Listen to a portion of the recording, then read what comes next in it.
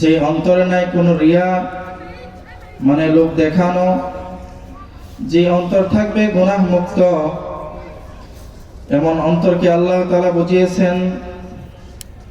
যে অন্তরে নাই ক্ষমতার লোভ, পরিষ্কার অন্তর নিয়ে আল্লাহ তাআলার কাছে গেলেই আল্লাহ তাআলা খুশি হয়ে তাকে জান্নাত দিয়ে দিবেন। আজকে আমি মনে করি দুনিয়াটা আমার আসল ঠিকানা, দুনিয়াটা আমার আসল জায়গা। কারণ আমি যদি ভাবতাম, আমি যদি মনে করতাম আখিরাতে আমার আসল জায়গা, আখিরাতে আমার আসল ঠিকানা, তখন আমি দুনিয়ার পিছে না পড়ে আখিরাতের পিছে দৌড়াতাম।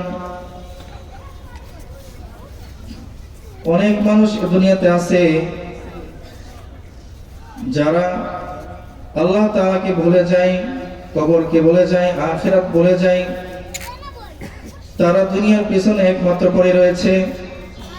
অবশেষে যখন দুনিয়া থেকে চলে যায় তখন খালি হাতে চলে যায়, আর আখিরাতে সে ভিখারি হয়ে ঘুরতে থাকবে।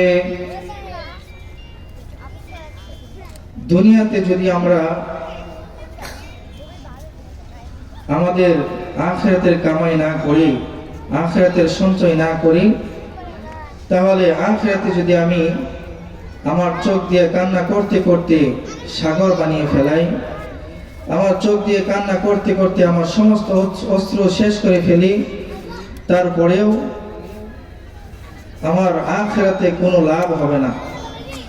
না আমার গুনাহ মাফ হবে, না আমার আল্লাহ তাআলা আমার উপর সন্তুষ্ট হবে। আল্লাহ তাআলা দুনিয়াকে দিয়েছেন গুনাহ মাফ করানোর জন্য, আল্লাহকে খুশি করার জন্য, আখিরাতকে কামাই করে যাওয়ার জন্য। তো আমরা যদি দুনিয়াতে থেকে আখিরাতকে কামাই না করতে পারি, আখিরাতের কামাই না করতে পারি, আখিরাতের পুঁজি না জমা না করতে পারি, তাহলে আমরা আখিরাতে গরিব থাকবো, ভিখারি থাকবো। এই দুনিয়াতে চারজন বাদশা, চারজন খলিফা রাজত্ব করেছেন সমস্ত দুনিয়া। এর মধ্যে মুসলমানদের মধ্যে ছিল দুইজন, কাফেরদের মধ্যে ছিল দুইজন। মুসলমানদের মধ্যে থেকে একজন ছিল বাদশা যুলকারনাইন, যিনি সমস্ত দুনিয়ার বাদশা ছিলেন। যখন তিনার মৃত্যুর সময় কাছে এসে গেছে, তিনি তিনার প্রজাদেরকে ডেকে বললেন, মন্ত্রীদেরকে ডেকে বললেন, আমার মন্ত্রীরা শোনো শোনো, যখন আমাকে তোমরা কবর দিবা, তখন কবর দেওয়ার আগে যখন কাফন পরাইবা, আমার দুটি হাত কাফনের বাহিরে রেখে দিও। তখন প্রজাগণ বলে, কেন? সবার হাত তো কাফনের ভিতরে থাকে, আপনার হাত বাইরে থাকবে কেন? তখন বাদশা যুলকারনাইন বলেন,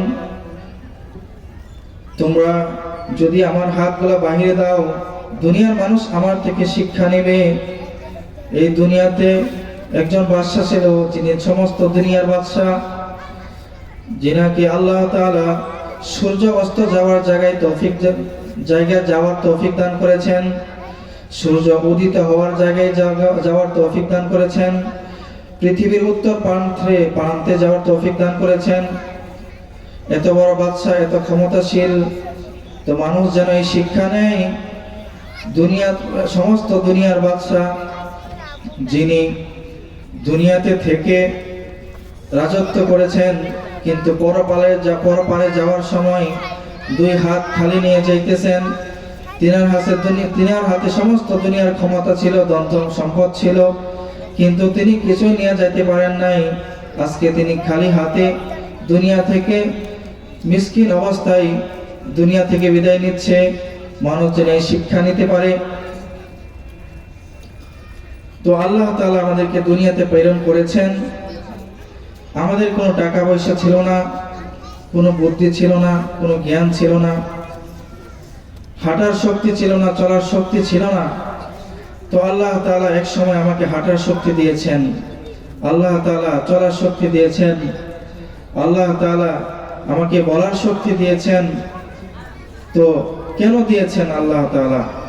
একমাত্র দিয়েছেন আল্লাহর জিকির করার জন্য, আল্লাহর সৃষ্টি জগৎ নিয়ে ফিকির করার জন্য, আল্লাহ তাআলাকে ইবাদত করার জন্য, বন্দেগী করার জন্য। তো আজকে আমি আল্লাহর দেওয়া জান, আল্লাহর দেওয়া মাল, আল্লাহর দেওয়া কথার শক্তি, এইগুলোকে আল্লাহর পথে ব্যয় না করে আমি আজকে ব্যয় করছি দুনিয়া কামানোর পথে, দুনিয়া উপার্জন করার পথে। অথচ রাসূল সাল্লাল্লাহু আলাইহি ওয়াসাল্লাম, যিনি দুনিয়ার মধ্যে আল্লাহ তাআলার পর সমস্ত মানুষের চাইতে জ্ঞানী, যিনাকে আল্লাহ তাআলা সমস্ত মানুষকে যতটুকু জ্ঞান দিয়েছেন তার চাইতে বেশি জ্ঞান যাকে আল্লাহ তাআলা দান করেছেন, রাসূল সাল্লাল্লাহু আলাইহি ওয়াসাল্লাম, তিনি উম্মতের উদ্দেশ্যে বলেন, কুন ফিদ দুনিয়া কাআন্নাকা গরীবুন আও আবিরুস সাবিলিন।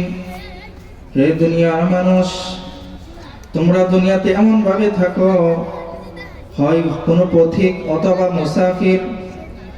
কোনো পথিক যদি চলাফেরা করে, রাস্তায় বিশ্রাম নেয়, রাস্তায় খাওয়া দাওয়া করে, পান করে, কিন্তু ওই যে জায়গায় বসে বিশ্রাম নেয়, কোনো বিল্ডিং নির্মাণ করে না, কোনো ঘরবাড়ি নির্মাণ করে না, এসির ব্যবস্থা করে না। কারণ সে ভাবে যখন আমার গাড়ি চলে আসবে তখন আমার চলে যেতে হবে, এই জায়গায় ক্ষণস্থায়ী, আমার যেখানে বাড়ি আছে ওটা আসল চিরস্থায়ী, এখানে আমি থাকবো না, এই জন্য কোনো ব্যবস্থা করে না।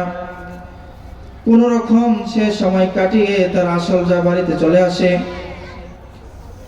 তো মানুষও যখন দুনিয়াতে এসেছে, আল্লাহ তাআলা যতদিন হায়াত দিয়েছে, আল্লাহ তাআলা দেওয়া হায়াত অনুযায়ী চলতে পারবে, বলতে পারবে, চিন্তা ফিকির করতে পারবে। যখন মওত নামের গাড়ি চলে আসবে, তখন এই দুনিয়াতে মায়া ত্যাগ করে সমস্ত ধন সম্পদ রেখে, সমস্ত সন্তান আদি পরিবার পরিজন রেখে চলে যেতেই হবে, যেতেই হবে। রাসূল সাল্লাল্লাহু আলাইহি ওয়াসাল্লাম আরো বলেন, দুনিয়ার মধ্যে তুমি এমন ভাবে থাকো যেন তুমি মুসাফির।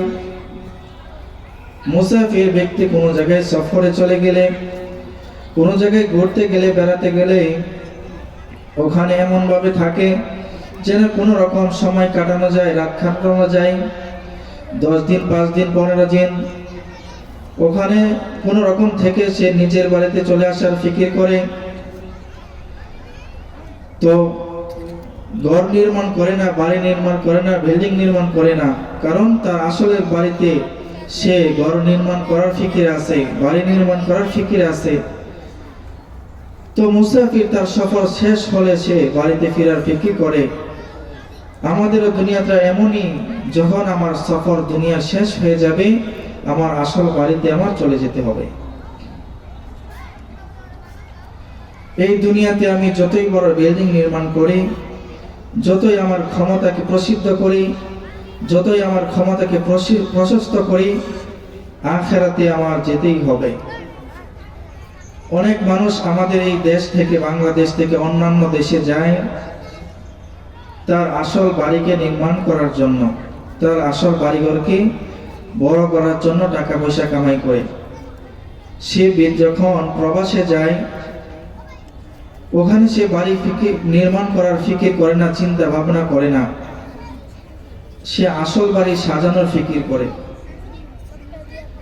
আর যদি কোনো ব্যক্তি অন্য দেশে গিয়ে বাড়ি নির্মাণ না করে, সে কোনো কাজও না করে, শুধু ফিকির করে আমি কোনো রকম আরাম আয়েশ করে কাটাবো, যখন বাড়িতে চলে আসার ফিকির হবে তখন আমি চলে আসব।